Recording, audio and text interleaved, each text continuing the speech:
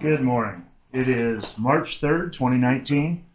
Jane and I are going to do another kind of a little podcast here in substitution for a sermon because it's 14 below outside with a wind chill of 44 below, and we did not have church this morning. So this is probably where my sermon would have gone, and we're going to just discuss it between the two of us.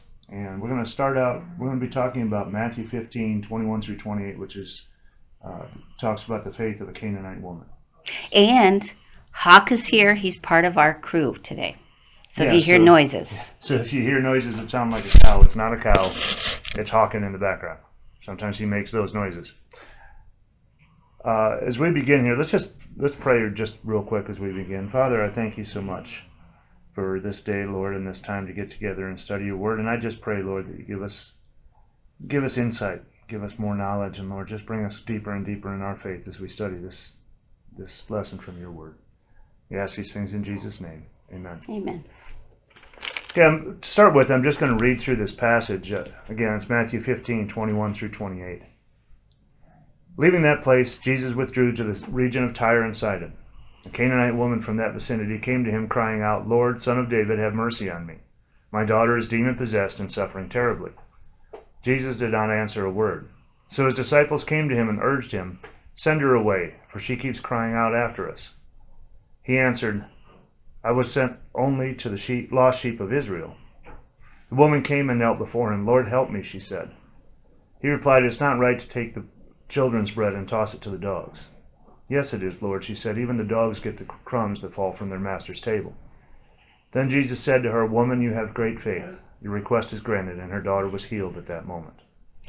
I'm glad we're discussing this because this story has always bothered me because this doesn't sound like the Jesus I know.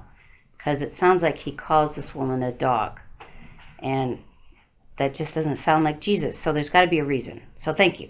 I think there's a little bit of context we need to bring out here, too. I want to mention, first of all, there's a book by Kenneth E. Bailey that I get some of my context from it's just a wonderful book called Jesus Through Middle Eastern Eyes. And it's kind of a cultural study of some of the background on this. And I use this one on a lot of my sermons. I really enjoy the book.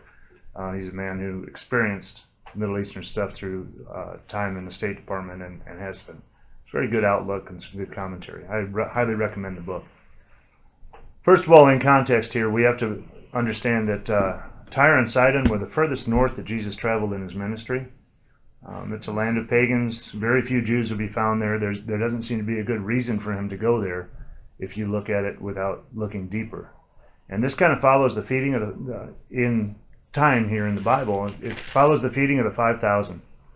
And after the feeding of the 5,000, Jesus gets into a confrontation with Pharisees that come all the way from Jerusalem. How far did they come? Jerusalem to Gennesaret, which is the lake up that where they confront Jesus, is about 60 miles. 60. They walked 60 miles. They came 60 miles to confront him. And then after the confrontation, what comes out of that confrontation is they challenge Jesus and his disciples' following of the law and the food that they're taking in and things like that. And Jesus explains to them that cleanliness does not come from what you take in, but from what comes out from inside of you. So cleanliness is not next to godliness. That's not in the Bible. No, cleanliness is not next to godliness. However, what he's talking about here is this concept that what's inside is what counts. Okay. And I think what he does next, by going to Tyre and Sidon, immediately following this this confrontation, the disciples say, "Well, explain this to us." And he says, "You guys are a little bit on the thick side." So he explains it to them again in plain terms that it's what's inside that counts. So following this, he goes to this area of Tyre and Sidon, which is another 37 miles farther north. So he's actually going to give them an object lesson by going all the way far north. They probably wondered, why in the world are they going that far north? I think so. I think there's something about this. I mean, the disciples would have wondered, why are we doing this? They just had this confrontation with the religious leaders from Jerusalem, and now Jesus goes farther out. And as he goes farther out, I'm sure the disciples are looking, why are we going to this foreign place? There's nothing here. There's not a lot of Jews in this place. There's nothing. Why is this part of the ministry? And as this happens, then Jesus is confronted with this woman. And this woman is screaming out, is yelling out to him. Now, this has happened before to Jesus, and Jesus has responded in the past. We have times where there's beggars on the side of the road that people are trying to hush, and Jesus goes and talks with them. So this is not an uncommon thing. But this is different in the fact that this is not a Jewish woman. This is a woman from Tyre and Sidon. And okay, so in my Bible, there's a little title that calls her Canaanite woman, but the title says the Syrophoenician woman. So she was actually of Greek descent. That's in Mark 7. It says she's from Greek descent, but she's from Phoenicia, and she obviously believed. So she would have been one of these Gentiles that the Jews called God-fearers, but they weren't of any value to Jews because the Jews wanted to hasten the reconciliation of God and Israel, and only Jews counted in that. So you could have a million Gentiles who believed in God, but they didn't find any worth for them. So so the disciples are probably looking at her like she's worthless, because so what? She believes. She's asking Jesus to heal her daughter, but she's just a Gentile that's taken up space, is not going to help them get closer to God, so why bother with her? So anyway. I think also, taken into context here, she was Canaanite.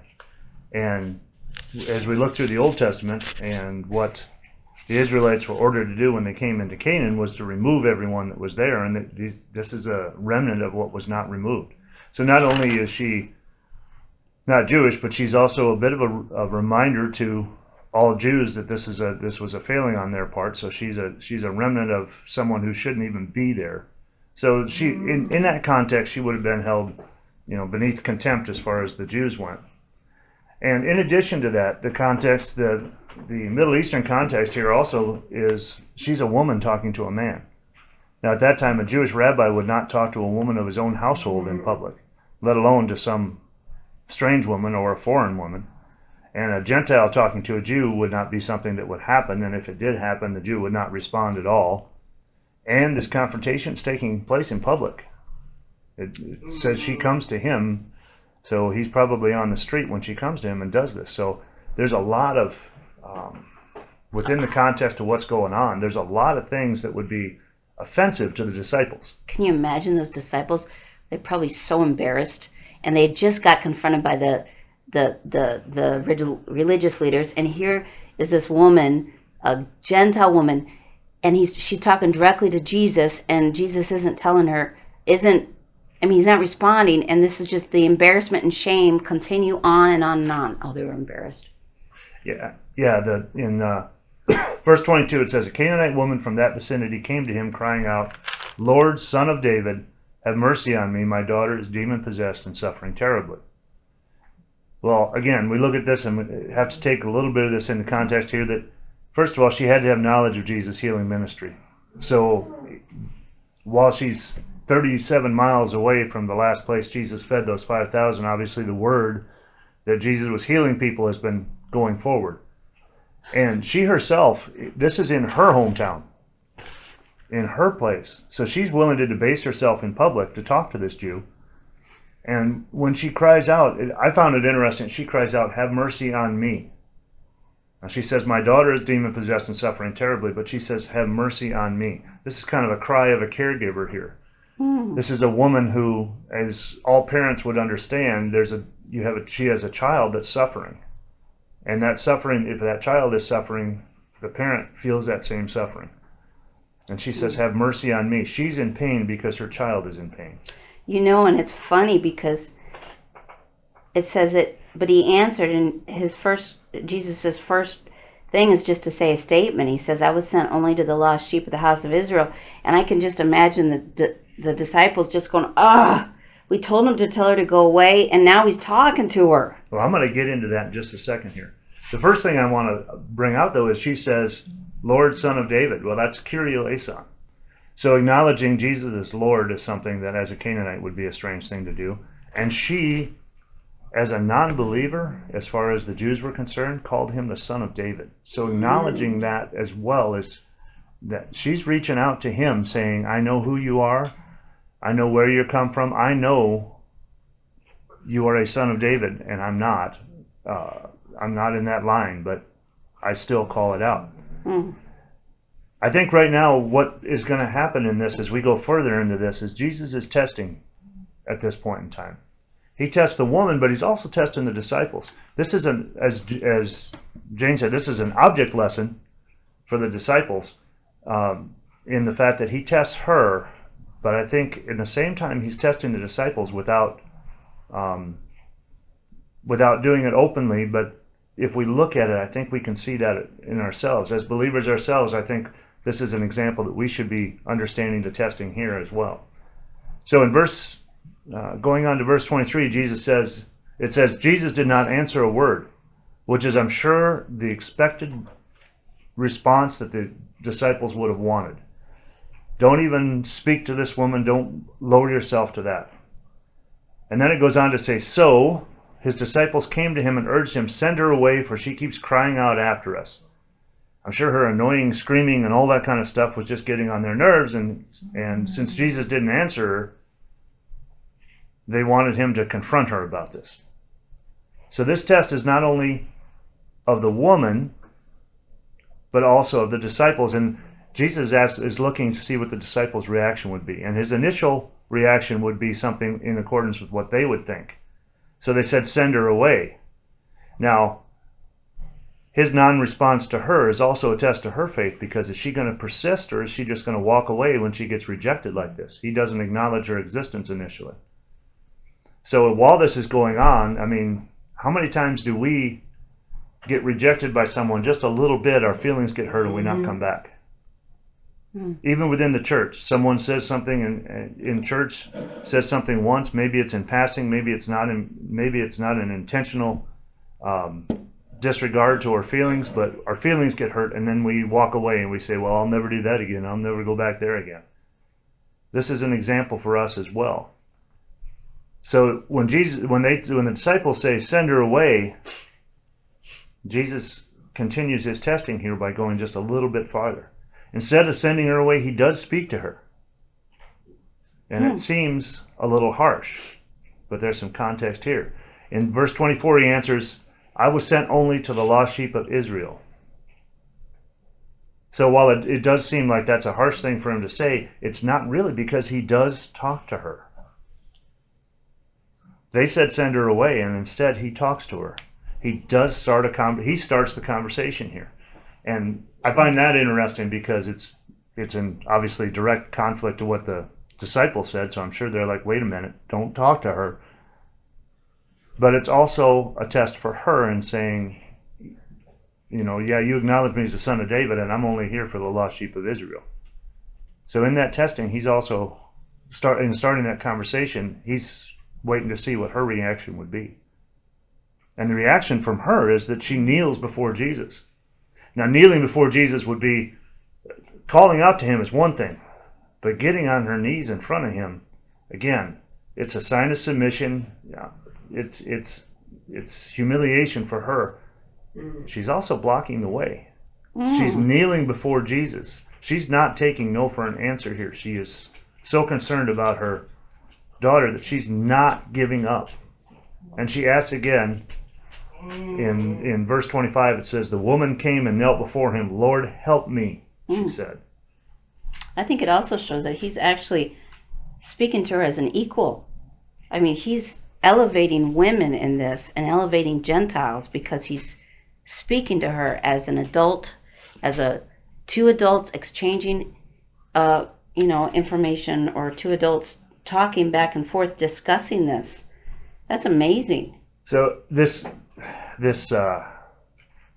discussion he's starting to have with her is going against all those cultural norms, like you say, and it's also going against what the disciples are asking for.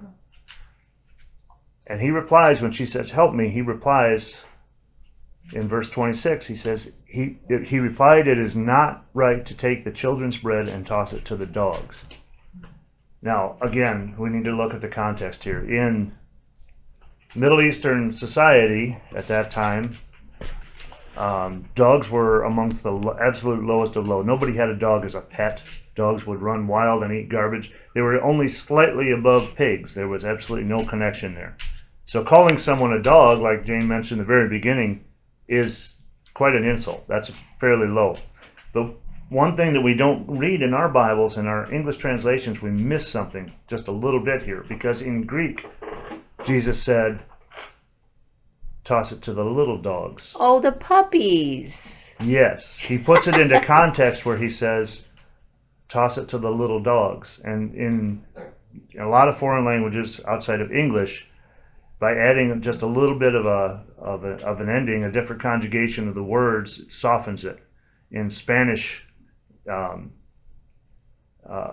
if you say "oh poor person," and you say "oh pobrecito," you're talking about someone who's small, and there's a sweetness to it. Even though it's an insult, he softens it a little bit here. And in doing that, the disciples would agree about the dog part, but maybe miss the softness that he does. I don't think she does, because she answers the same way. When she answers in 27, she says, "Yes, it is, Lord." So it's not right to take the children's bread and toss it to the dogs. She says, "Yes, it is, Lord." She said, "Even the little dogs eat the crumbs that fall from the master's table." And in Greek, it's not only little dogs, but little crumbs. So she's saying that there's even though I am at that level, even the little dogs get some of the crumbs from the table. Her determination here is her faith. You know, I bet even though they didn't think dogs were great, I bet there still were puppies in people's houses. Because little kids will bring in a puppy because puppies are cute even if you don't like dogs. So yeah, there's a little softening there. And placing herself in this place of humility, even while she is being tested like this, when Jesus is confronting her, he's giving her the reasons that the disciples and the other Jews and even the people that she's from would understand. These reasonings that he's giving her are questioning her and testing her faith in asking her, through this insult, he's putting her into a place, but he's asking her, and she answers. And that is that persistence in her request. She's continuing to challenge the social norms around her. And I think when I look at this and I see the context of where Jesus had just come from, the social norms that the Pharisees brought to him, and Jesus confronted that, and now he's taking his disciples to another place, and he's laying out their argument in front of them, the argument the disciples would have in front of them to this woman. But he's softening it. He's giving her the opportunity to prove her faith. And I think the lessons that we can take from this, the lesson that I think Jesus is putting out here, is that no one is beneath the love of God. And if someone's faith is tested and found true, then they're not rejected. It's not uncommon for this to happen. Throughout the Bible, we see faith being tested. James 1:3 says, "Because you know that the testing of your faith produces perseverance." Abraham was tested with Isaac when he was told by God to offer up the son that was the fulfillment of the promise that God had made to Isaac. In faith, he doesn't argue with God in the Bible. He just goes forth in faith, and in that faith, that faithful offering of what his greatest desire was a son, he faithfully offers it in an effort to retain it. I mean, he gives to God knowing that God gives. And other examples of testing of faith, like Daniel 3. In Daniel 3, Meshach, Shadrach, and Abednego are thrown into the fire. And that is a result, again, they were faithful in the testing that was given to them. They were told that they were going to die if they failed to worship the king and instead worship God, and they worshiped God anyway. And not only did that faithfulness save their own lives, but it also glorified God. After their lives were saved, Nebuchadnezzar praises God. So these examples we have in the Bible of faith being tested and the positive results from that happen over and over again. We talked a little bit about testing last week. And as this testing goes forward, we see things being developed out of it. And I think this is the lesson Jesus is giving to his disciples at this point. You know what I find interesting? The only two Gospels that share this story are Matthew and Mark. Two Gospels written by Jewish men. Luke doesn't share it, and Luke was a Gentile. So I think it really spoke to the Jewish disciples when this happened, because they felt it important enough to share in their Gospels. Not that Mark was, well, Peter or whatever you want to say. But I mean, it was two from disciples' perspectives, and it was the Jewish disciples that knew that this was really important to share with the world. So I thought that was interesting. Yeah, I think it's interesting too when we look at like I said, the Greek text where it talks about little dogs and stuff like that. Written by Matthew. Matthew, as a tax collector, would have an intimate knowledge of Greek. This would be a big deal for him. In his work as a tax collector, he would have had to speak Greek and be very fluent in it. And it was a common language of the day, and starting with Alexander the Great and going through that. And even the Romans used Greek as a business language, so all these traders would be using Greek. So when Matthew puts these things, these little nuggets in there that we may not have in our English translations, there's some depth there, and there's a reason for that. And I wanted to share that Mark wasn't a one of the 12 disciples or apostles, but what my Bible says about Mark, and just for your information, is it says the author of the early church is practically unanimous in ascribing the second gospel to Mark, the cousin of Barnabas and associate of Paul and Peter. Strong tradition also supports the assertion that in this gospel we have the preaching of Peter, who calls Mark my son in 1 Peter 5:13. The characteristics of the book of Mark fit well the personality of Peter, because it's very short and abrupt, and it is very full of action. So anyway, yeah, and I agree too. And I look at this passage of Matthew we're looking at too, and Matthew was a disciple, first-hand account. So as this goes through and he's talking about these things, going back to the testing here, there's a passage earlier in Mark 9 where it's the man comes about his son, and Jesus tests him a little bit too, and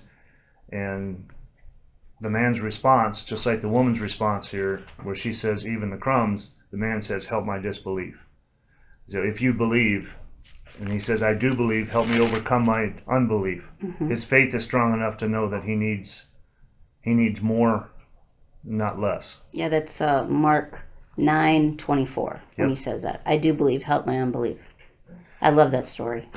So the response to the woman that Jesus gives in the end, and when she comes and says, even the crumbs, that teaches us, just like it teaches the disciples there, because Jesus then, not only does he have a conversation with her, not only does he challenge her and continue on with this conversation to the end, he also, now in verse 25, I believe it says, then Jesus said to her, woman, you have great faith. Your request is granted. 28, excuse me. Woman, you have great faith. Your request is granted. And her daughter was healed at that moment. So at that moment, her daughter was healed. So Jesus not only acknowledges her for her great faith, but he heals her simply by the word at that moment. That's really good. So the message that we have here, I think, is that we can't let our feelings get in the way of our faith.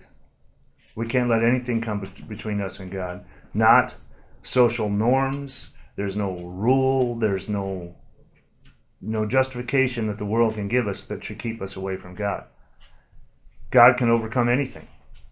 In an answer to true faith, God can overcome anything. Even this Canaanite woman, God answered because of her true faith. When we really come to him, humble and full of faith, that's when he answers us.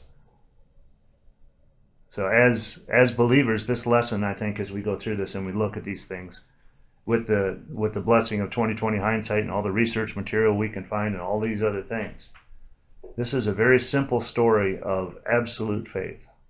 And God shows that to us through the Bible, just the way Jesus showed that to his disciples, by taking them into this context and taking them into this place and taking them as deep and as far away. Many of these men probably had never traveled this distance to these people, had never had any contact with these people whatsoever, and yet Jesus takes them there on purpose to give them this lesson. Thanks. That's good. All right. You all have a good day.